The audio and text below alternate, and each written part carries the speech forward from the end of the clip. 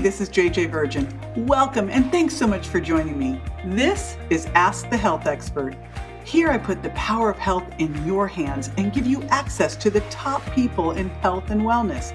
In each episode, I share safe ways to get healthy, lose weight, heal your gut, detox, and lots more. So if you want to get healthy and get off the dieting for life merry-go-round, I'll give you strategies that will help you look and feel better fast.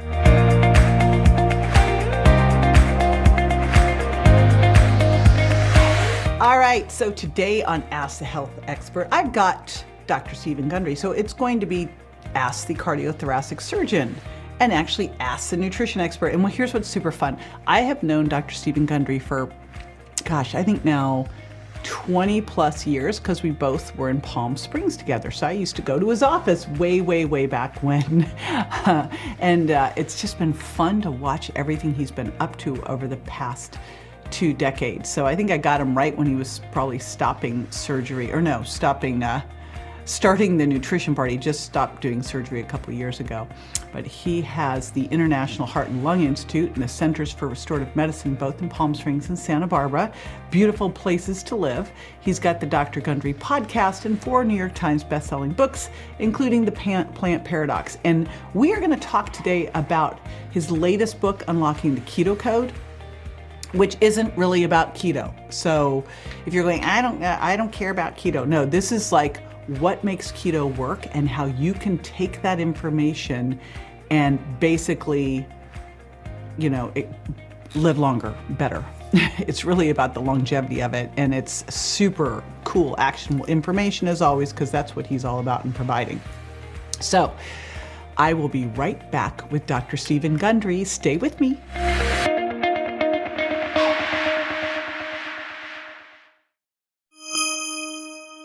All right, so on this episode of Ask the Health Expert, I'm going to ask my favorite cardiothoracic surgeon, and, I would say you're a definite nutrition geek, advocate and expert and pioneer. I've got Dr. Stephen Gundry with me yet again, a crowd pleaser. Welcome back. Hey, thanks for having me, JJ. I'm glad to know that Tampa is still alive and you're still alive, so that's good. I am. So I am excited about this because we're going to bust some myths. We're going to share some new concepts, get in a little bit on, we never really talked about your book on Unlocking the Keto Code. So I know you've got some stuff in there too. So we have a lot to talk about here today. Okay. For those of you who don't know Dr. Gundry, I would just love you to give me a brief, how the heck did you go from, cardiothoracic surgeon into getting so dialed into nutrition and lifestyle?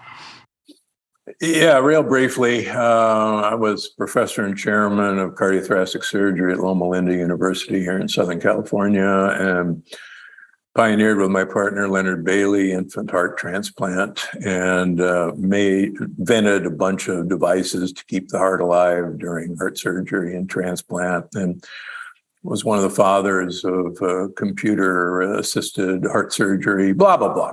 And I was also very famous for operating on people who nobody else wanted to operate on. And there were a few of us idiots around the country. And I was introduced to a gentleman from Miami, Florida, who I call Big Ed in all the books many years ago now. He was 48 years old and inoperable coronary artery disease. All his blood vessels were so clogged up that you couldn't put stents in them. You couldn't do bypasses because there wasn't any place to land a bypass. And he was a big, fat guy, Big Ed. He weighed 305 pounds. And he would go around the country carrying his angiogram, the movie of his heart, looking for somebody to operate on him. And he'd spent about 6 months going around the country, and everyone who saw him turned him down. And he eventually wound up in my office. And I looked at his angiogram from 6 months earlier, and I said, I got to agree with everybody else. There's nothing I can do for you. I'm sorry. And he said, well, yeah, but I've been on a diet for 6 months and I've lost 45 pounds. Now, he was 265 when I met him. And he says, and I've gone to a health food store and I've been taking a bunch of supplements. And he actually brought in this huge shopping bag. And he said, maybe I did something in here. Now, I'm scratching my professor beard and going, well, good for you for losing weight, but that's not going to do anything in here. And I know what you did with all those supplements. You made expensive urine, which is what I firmly believed back then. And he said, well, look, I've come all this way. Why don't we get another angiogram? And so I agreed. And this guy, in 6 months' time, had cleaned out 50% of the blockages in his coronary arteries. 50%. I mean, holy smokes. Yeah, I had never seen anything like that. In fact, I've been on the program committee for the American Heart Association and the American College of Cardiology multiple times through the years, and astounding results of a statin trial, for instance, would show a 0.01% reduction in plaque over 5 years.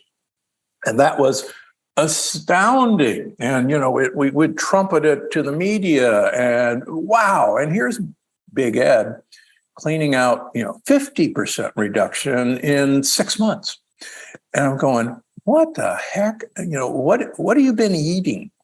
And this guy starts telling me what he's been eating. And back in the dark ages at Yale as an undergraduate, we could design our own major. So I designed a major that you could take a great ape and manipulate its food supply, manipulate its environment, and prove you'd arrive at a human being. And I defended my thesis, got an honors, and gave it to my parents and went off to be a famous heart surgeon. So when Big Ed's telling me about his diet, I go, wait a minute. This was my thesis. And I said, let me look at those supplements. And again, famous for protecting the heart during transplant and operations. And I had designed a glop that you put down the veins and arteries of the heart before you cut it out that protected it. And Big Ed is swallowing a bunch of the things that I put in this glop, and it never occurred to me to swallow it. So I was a big fat guy, even though I was running 30 miles a week, going to the gym 1 hour a day and eating what I thought was a very healthy, low-fat diet. I'm a heart surgeon. And so I put myself on my thesis and started swallowing a bunch of Big Ed supplements. And, I lost 50 pounds my first year and 20 subsequently. And I've kept it off for 25 years now. But what I did was I took the patients that I operated on and I said, here, I want you to start eating this way and go to Costco, go to Trader Joe's. There wasn't an Amazon back then, and buy some of these supplements. They're cheap. And I want to keep you away from me in the future.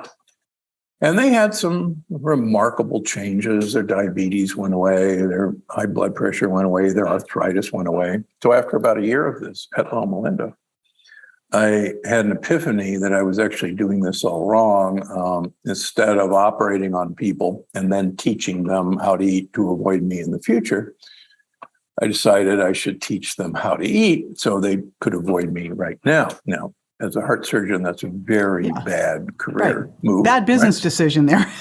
Very bad, but it seems to have worked out. It did work out after many, many years of not working out. My wife likes to remind me many times. And so I resigned my position and set up a clinic, as you know, in Palm Springs, I know. California. We were neighbors. We were neighbors. Yeah. I remember you used to come into my office and we'd chat. And there you go. The way back when. Yeah. So, and I guess the rest is history. We found that, in fact, there were certain foods that were mischievous, that there were certain foods that were pretty good for you, and that there were, quite frankly, a number of supplements that had some pretty remarkable powers that I actually wrote about, published papers about. And then the plant paradox happened about 5.5 years ago now that kind of upended, I guess, conventional thinking about how plants don't necessarily want us to eat them. And there you go. And it's important that, like you and I both agree on this concept that I think really disrupts nutrition, that foods that are considered healthy could actually be hurting you. And getting that word out, which is almost like saying, hey, the earth is flat. Hey, so, but, we really do, especially in this day that we're really moving into bioindividuality and personalized nutrition. It's like an important message out there. Now, We're going to talk longevity because you are my favorite person to yak about longevity with all of your info on the blue zones, et cetera. But I want to first dig into your latest book. I know you got more stuff you're working on. I want to get into that too. But we never got a chance to talk about unlocking the Keto Code. And I loved the provocative statement of they're doing keto all wrong. And so I think it's important to dig into this because I still remember the keto from the days that keto was pork rinds and Diet Coke. Remember those days? Oh, yeah. And then I used it some with my son with his brain injury, of course, Right. because it was super important. But, for someone now, because whenever these things, you look at a diet and the diet gets popular and then the diet becomes a junk food diet. It happens every single time, like the gluten-free diet and all the garbage that's now gluten-free. So, Yeah. What's your take on the keto diet? How has it been misused? How do we upgrade it and how do we use it? Well, we, as you know, with your son's brain injury, ketones and a ketogenic diet was first used for children with seizure disorders before there were any anti-seizure medications. And it was designed at the Mayo Clinic. And the name ketogenic diet actually came from the Mayo Clinic in 1930. So it's known. It's not a fad. There we go. go. It's not a fad. I always love when people say that. It worked remarkably well. And when drugs came out, it really kind of fell by the wayside, at least for kids. But it had a resurgence in the 1990s in a different form. As anybody who takes care of people on anti-seizure medications and kids on anti-seizure medications, these medications, for lack of a better word, depress brain function. That's kind of what they're supposed to do. And these kids, although their seizures were controlled, they weren't exactly the brightest light bulbs in school. And so people got the idea that, and the other thing that's a problem with a high-fat diet, the original ketogenic diet was 80% fat, 10% protein, and 10% carbohydrate. And getting a kid to eat a low carbohydrate diet is nearly impossible. And most of us working in nutrition realize that getting an adult to eat a low carbohydrate diet for any length of time is virtually impossible. So they got the idea that if you used MCT oil, medium chain triglycerides, as a fat, that interestingly enough, you could give kids a lot less MCT oil as a percentage of the fat they ate, give them more carbohydrates and give them more proteins, and they'd still have seizure control. And so they became fascinated, as I did when I wrote The Plant Paradox, and I have a ketogenic version of all my books. I used MCT oil for that purpose. And MCTs are fascinating in that, unlike any other fat that we eat, MCT oil is immediately absorbed through the wall of our gut. All other fats have to be packaged, and I won't go into that. But they go direct to your liver, do not pass go, and they are converted into ketones. Now, ketones are not a miraculous fuel, and that's one of the points of the book. When I wanted to try and explain how ketones work, of course, most people think, oh, it's a clean burning fuel, your body prefers burning ketones over carbohydrates. It's rocket fuel for your brain. Well, unfortunately, it's not. Research at the NIH, where I was an associate, research at Harvard, has shown that even at full ketosis in human beings, 70% of your body's energy needs cannot be met by ketones. Only about 30% can be met by full ketosis. And even the brain, which certainly can do well on ketones, your brain still needs 30 to 40% of its fuel as glucose, even running, at a full ketogenic diet. So with that in mind, I said, there's something wrong with this super fuel concept. So if ketones are not this phenomenal super fuel, what the heck are they doing? Why is it beneficial to the brain? Why is it beneficial to, at least sometime during the day, be making ketone? And a rather obscure paper It's short. I recommend anybody read it. It's a fun little read, written by a PhD by the name of Martin Brand in the year 2000.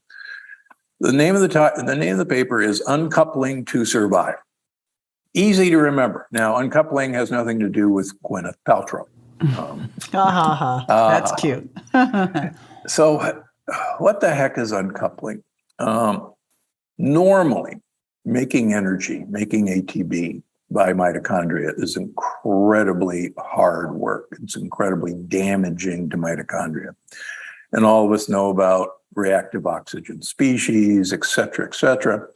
And mitochondria get damaged making ATP. And the object of the game is to energize electrons in the mitochondria and pull protons into the mitochondria and couple a proton with oxygen and make ATP. And I describe this in the book as the Mito Club, the hottest, hippest club in town. And it's difficult to make ATP. So interestingly enough, mitochondria, to protect themselves, have a built-in pressure release valve, very much like a pressure cooker has a pop-off valve. And these are little trapdoors, escape hatches. And there's 5 of them in each mitochondria. They're controlled by what are called uncoupling proteins. And uncoupling refers to normally a proton should couple with an oxygen and in that process make ATP. If you uncouple, you don't connect a proton with oxygen, then the proton actually escapes without making energy. And it turns out that that's actually pretty doggone good for you, depending on how much of that is allowed to happen. What's really interesting is you and I sitting here, 30% of all the calories we eat never are used to make ATP. They are uncoupled in our mitochondria and escape. Now you go, well, that's kind of a dumb design. Why would anybody do that? We are a warm-blooded animal, and it turns out those molecules escaping, those protons, generate heat. And so just sitting around, we need to generate heat. So would more escape if you're in a colder, like if you're doing a cold plunge, you're like, boom. Okay. Just because I cold plunge every morning now, Stephen. It turns out that cold plunges work by actually stimulating your mitochondria to uncouple to produce more heat.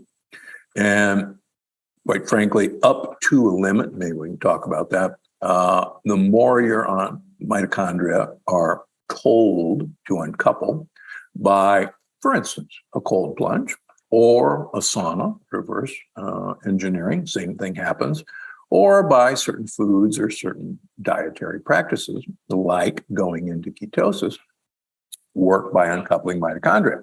So it turns out the ketones are actually a signaling molecule that tell mitochondria that there's no food, times are rough, we don't know when the next meal is coming, and protect your cells at all costs, because you little mitochondria, if you die, we're done.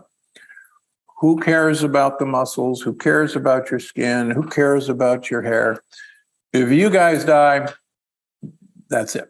And so the uncoupling to survive theory that Dr. Brand proposed has actually been confirmed by some fascinating study. You look at 105-year-old people, speaking of longevity around the world, they have the most uncoupled mitochondria. Well, so here's the question, because obviously if all of your mitochondria were uncoupled, you wouldn't be making any energy, and that would be a problem too. Correct. So there must be the beautiful sweet spot, right? Yeah, there's 2 sweet spots. So when mitochondria get the message to uncouple, and they not only protect themselves, but they're actually signaled to make more of themselves to share the workload. Oh, that's a very good thing. It's a very good thing. And I like to use the example of a dog sled. If I had one dog on my dog sled, yeah, we could pull the dog sled. Wouldn't go very fast, wouldn't go very far because the dog would get tired.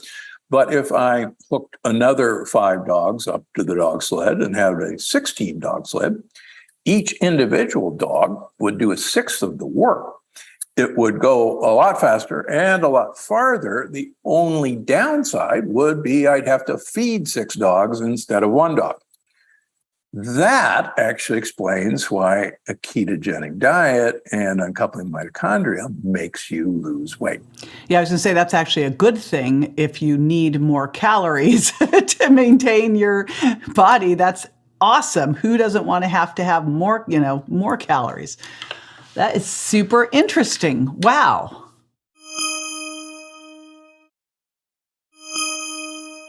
I'll just give you one more fun example. Most of us have heard of the theory of aging that goes into the cost of living hypothesis. And that is, if you're running a very high metabolic rate, in general, you don't live very long. And if you run a low metabolic rate, in general, you live a lot longer. And most of the time, this appears to be correct. Little tiny animals have a very rapid metabolic rate. They don't live very long. Big animals like elephants, us, blue whales, have a relatively lower metabolic rate and they live a lot longer. Makes sense.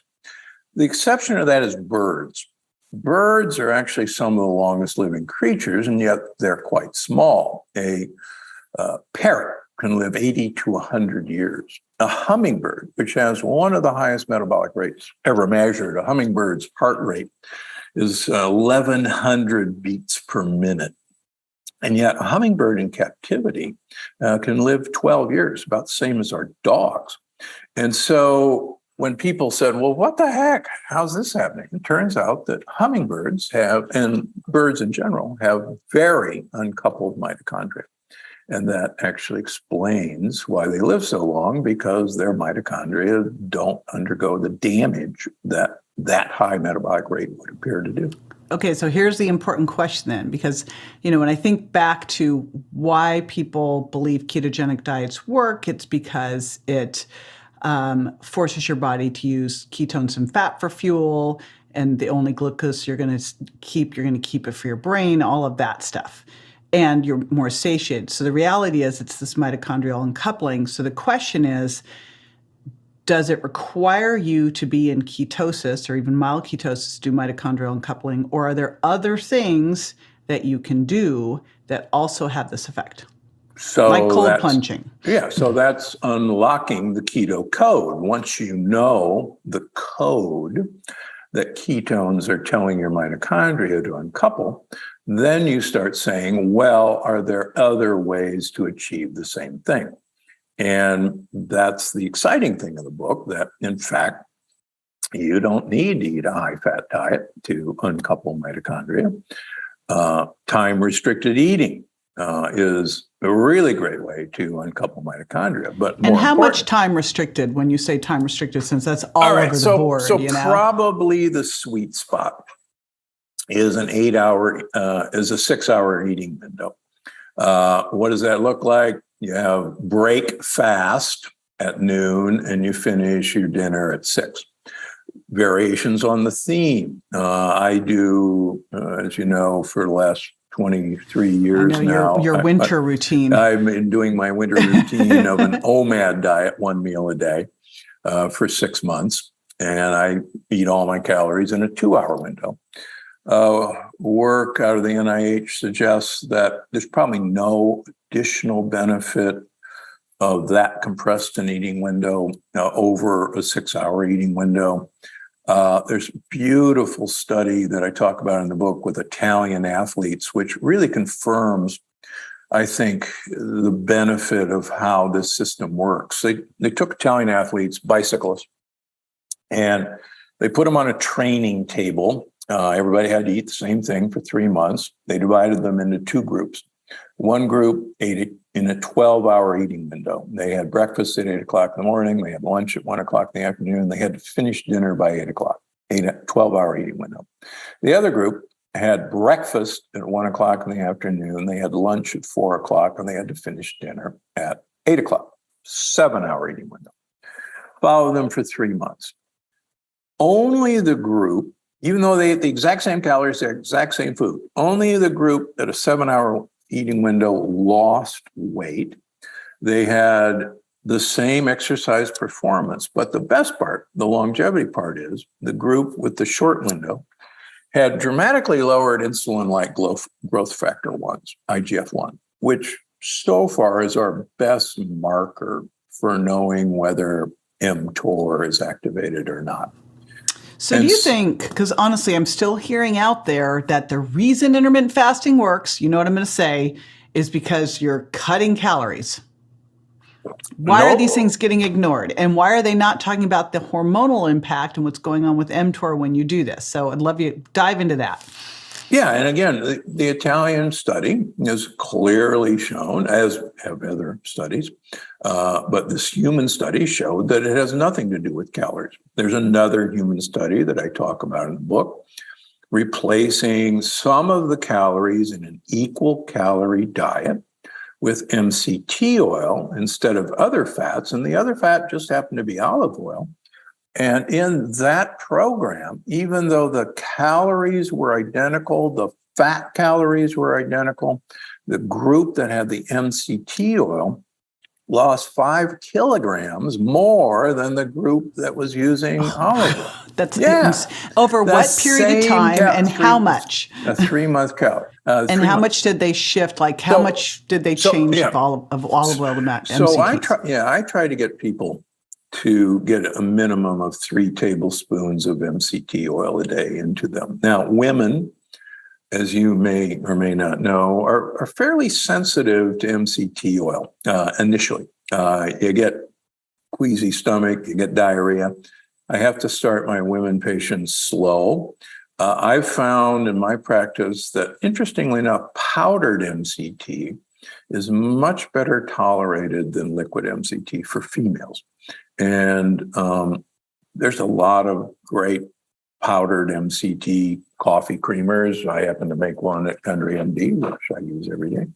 But and I designed it particularly for my female patients. So you can get MCT. MCT is tasteless. You want to try to get C8 MCT. It combines easily with olive oil and salad dressings, and that's an easy way to get it into your system. Or you can just pour it on vegetables. You can't cook with it. So calorie in, calorie out. Sorry, it's still out there. It is still out there. And don't get me started. Calorie in, calorie out does not even account for what the microbiome is going to eat of what you consume, nor does it compensate for the fact that we now know there are obesogenic bacteria, which are more than happy to convert lots of what you swallow into absorbable forms that you will absorb and get fat. Whereas they're the opposite, what I call gut buddies, will take all those calories for themselves and make more little gut buddies and don't give you any. And so, calorie is not a calorie. So there's that. I mean, just the basic macronutrients, knowing that protein's going to have a more thermic effect than fat or carb. I mean, it's like you cannot ever look at like that whole model. It just still drives me nuts. But yes, then you bring in the hormones, then you bring in the gut microbiome. And it's just so much more than just calories. And then you just do these studies, and I feel like these studies just continue to get ignored. So anyway, but you're getting it out there, and I super appreciate that. I have to go through one thing with you, Stephen, because you mentioned this before we started, and I go, if there's one other area besides calories that lights me up, and I get asked all the time on social about this, and it's the other myth that just will not seem to die. It's the high cholesterol, scary myth. And I look at looking at total cholesterol, kind of looking at body weight. Like you got to know what it's made up of. But then you get people who even with they come in with high LDL freaked out. Can you just, as a cardiothoracic surgeon who has dealt with this, unpack this and tell people what they really should be looking at and be concerned with? One of the great fathers of heart surgery, Michael DeBakey from Houston, Texas, one of the true fathers. I got to know him in his later years. he said back in the 1950s and 60s that he really thought cholesterol had nothing to do with heart disease, with plaque, and that cholesterol was an innocent bystander that happened to get caught up in inflammation on the surface of blood vessels. And as I've talked about in my books, you could think of cholesterol almost as a patch or an ambulance. And I've joked that if I was an alien orbiting the Earth, wanting to report back to high command, what do I observe? One of the things that I could report back is that I'm pretty sure that ambulances cause car accidents, because every time I see a car accident, there's an ambulance. And of course, association does not mean causation. And just because we see cholesterol in a plaque doesn't mean that that cholesterol actually caused the plaque. It might be there for a completely different purpose. And I've certainly taken that to heart as a heart surgeon. The interesting thing is that I have a number of patients who come to me with very high cholesterols. And I'll give you an example from just this week. I have a lady in her late 60s, very healthy, but she runs a total cholesterol in the 400s. She has LDLs in the high 300s, and she has actually very good HDL, and she actually has very low triglycerides. And I won't go into triglycerides, but her physicians, well-meaning, have been trying to get her to take statins for her entire life. When she tries statins, she gets some of the typical statin complaints, and so she just won't do it. We do some really interesting, sophisticated blood tests looking at whether the inside of your blood vessels are sticky, whether they're attractive to cholesterol, and I've published several papers about this. And there are now more and more sophisticated looks at whether these particles of LDL actually have any interest in causing inflammation. And those of you who can ask for it, there's a fascinating new blood test called OX, O-X, capital P, capital L, which stands for phospholipids, dash ApoB, A-P-O, capital B. And this test actually discriminates very well whether or not your cholesterol has any interest in sticking to blood vessels, whether it's activated. And so this lady we've been following through the years, and she never has an activated OXPL ApoB, despite having a LDL cholesterol in the 300s, despite having small, dense LDLs. And I've told her, hey, have a nice day, enjoy your cholesterol. I'm not going to do anything. Well, one of her well-meaning cardiologists couldn't take it any longer. And he, a week ago, got a CT coronary angiogram, which is actually a really good test looking for plaque. In fact, for seeing plaque, it's better than a coronary angiogram. And lo and behold, surprise, surprise, this lady who's 68 years old has zero coronary plaque, zero coronary calcification, which is a joke anyhow, but don't get me started. Perfect coronary arteries, exactly what my blood test would have predicted. Now, you'll never guess, armed with that information, what her cardiologist told her. You need to take statins. Yeah. Yeah. I don't care what I just saw. I don't care that blood test would have predicted what I just saw. I need to get your LDL down. Now, is that just because he has to stay within the standard of care, otherwise he's going to get in trouble by the big scary hospital board? Like, what the heck is that? Well, yeah, for instance, so, when I operate on a patient, and I gave up heart surgery you fixed people so they didn't need to exactly. do it anymore. When I, before I could discharge somebody from the hospital, I would have to put them on a statin drug, show that I documented that I sent them home on a statin drug. Now, of course, the next thing I tell them is, now, don't you dare take that. But yeah, so a lot of this is, you got to do it to be in compliance. What's a poor, thankfully people are listening to this and know better, but what do they do? Like, what's someone do who is getting this information? How do they find a person like you to come and see? I guess they can fly to Palm Springs or Santa Barbara, right? But, outside of that, what does someone do? Because it's so prevalent. Yeah, well, it's, I just actually, we just soft launching my telemedicine, Gundry Health, so that nice. You don't have to come and fly to see me. I've trained a bunch of doctors around the world, and we're going to do this. Excellent. That is such great stuff. I am so thrilled to hear that. So Gundry Health is. There you go. And we're going to link all this in the show notes, your website, books, all of this. I'd love to close with something. So what you don't know is when we talked last, we were talking about food and we started talking about olive oil, and you just sent me all your awesome olive oil, holy smokes. And then I was heading off to Italy. And so I just decided, you know what? You told me that study was a liter of olive oil a week, and I'm in, the mother country. We were like just arugula and olive oil. Arugula, it was fantastic.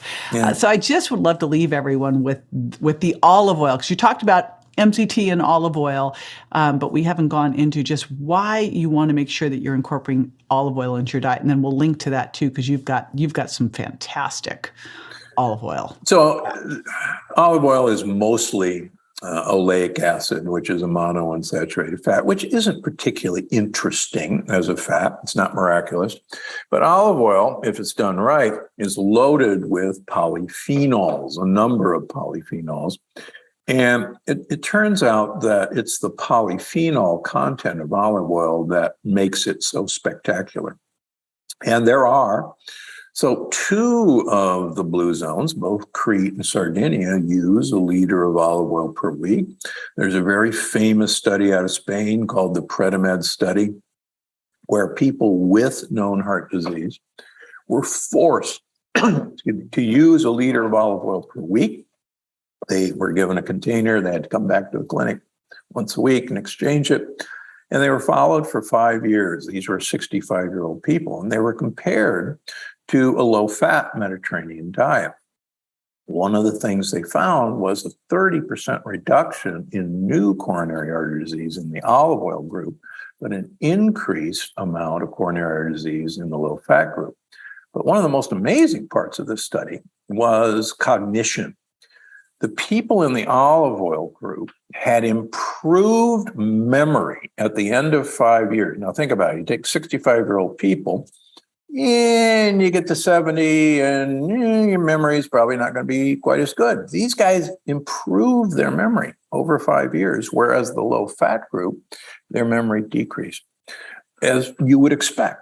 And so it's not only just for your heart, and it's these polyphenols. And the punchline of all of this, and it's in the book, Unlocking the Keto Code, polyphenols are one of the best ways ever found to uncouple your mitochondria. And boy, would I have loved to have been on that study that had to go out there and get a liter of real olive. Because here's the other part, and this is why I love what you've put together with that polyphenol, high polyphenol olive oil is, don't go to the grocery store and buy that crappy olive oil. Don't just give one big blurb about that, because I still think people are getting duped by that stuff too. Or go to or go out to dinner and ask for olive oil, and they'll tell you it's an olive oil blend. That's right. Yeah. People, early on, we have to kind of train ourselves to get used to the taste of olive oil, because that taste is actually bitter, and that bitter is the polyphenols.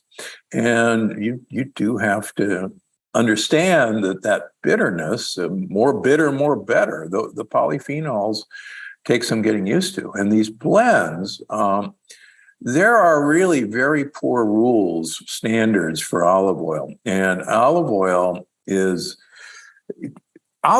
shipped in tankers from one country to, for instance, Italy, and it could say bottled in Italy, and you go, oh, great, Italian olive oil is fabulous. But it could have been in a tanker mixed with olive oils from 5, 6 different countries, cut with other oils like soybean oil, and there's no commission to test it. There's just not. And it's true, there's an Italian olive oil mafia that's in the business of convincing. 60 Minutes did a huge expose on this a few years ago. And so much of our olive oil is tainted. And it really has been cut to lower the polyphenol content. So you'll say, oh, I'm using olive oil and it's so healthy. And there's basically nothing good in it. Well, how do you know? Well, there actually are some quality producers in the United States. Even Costco, quite frankly, has a very good olive oil that's called Toscana. It's Kirkland brand. It comes in a square tall container. I've actually been to the plant in Tuscany where it's bottled. It's certified. There's a little certification on it. Biryani, a great company out of California, phenomenal family. California Olive Ranch does a really good job, but don't get the blends. Get the actual. Yeah, no blends. Yeah, stay away from the blends, please. And ask your questions at the restaurants. But, that's awesome. if you want the highest polyphenol ever recorded, Gundry MD. Yeah, I know a guy who's got some. Yeah, I've got some. I know. That was like the best present ever to get. Holy smokes. I always like the boxes that I get from you. I'm like, I always know there's something amazing inside. So you'll be able to check all that out. What I'm going to do is I'll put this all at jjvirgin.com/Dr. Gundry, and that is Gundry. And I will link to all of your goodies and goodness. You've just produced so much great stuff. And what I love is not only is your information well-researched and actionable, but then you have the tools to be able to go and do it, like the olive oil. So it's really good. And also, for those of you listening, like when we sat down to start this interview, he took a big gulp of something. I'm like, all right, what was that? I was like, it looked like wine, but I'm like, it's a little early. So I don't think so. So MCT and red. MCT Wellness, Vital Reds. Yeah, love it. Yeah, so you're clearly walking your talk there.